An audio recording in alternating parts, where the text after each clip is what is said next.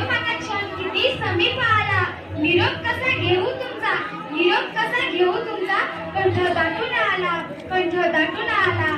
आई बाबापेक्षाही जवळचे नाते असणारे नाते म्हणजे विद्यार्थी आणि शिक्षक. जेव्हा आईलाही आमचे बोगदेपण समजले नाही, तेव्हा तुम्ही आम्हाला आईपेक्षाही जास्त समजावून सांगितले. आम्ही होतो लहान तेव्हा होतो मातीचे घोडे, आम्ही होतो लहान तेव्हा होतो मातीचे घोडे, पण तुम्ही तर त्या मातीच्या सुरेख मूर्त्या बनवल्या. ते आईलाही कधी जमले नसते. आजचा दिवस माझ्यासाठी खूप दुःखाचा आहे, कारण मला माझी ही प्रिय शाळा, माझे शिक्षक, माझे मित्रमैत्रीण यांना सोडून जावं लागणार आहे.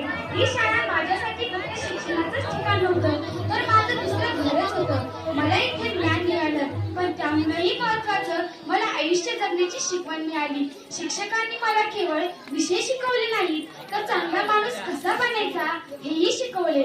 मी माझ्या नवीन स्वप्नांसाठी आता पुढे जायचं आहे, नवीन स्वप्नांसाठी आता पुढे जायचं आहे. जुन्या आठवणी मनात जपायच्या आहेत, जुन्या आठवणी मनात जपायच्या आहेत.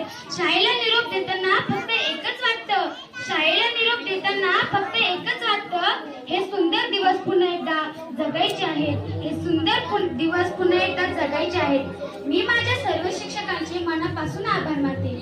त्यांनी मला प्रत्येक पावलावर मार्गदर्शन केले आणि मला पुढे जाण्याची प्रेरणा दिली.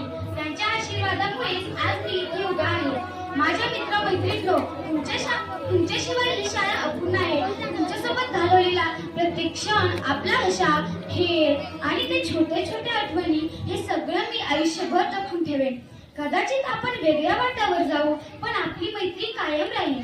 आज मी या शाळेला निरोप देत आहे, पण इथून मिळालेलं प्रेम, संस्कार आणि आठवणी माझ्यासोबत कायम राहतील.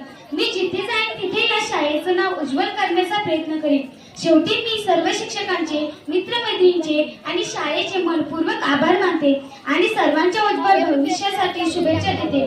निरोप देताना मनात एकच भावना वाटते, निरोप देताना मनात एकच भावना वाटते, हे सगळं पुन्हा एकदा जगता आलं असतं तर किती छान वाटते, हे सगळं पुन्हा एकदा जर जगता आलं असतं तर किती छान वाटते.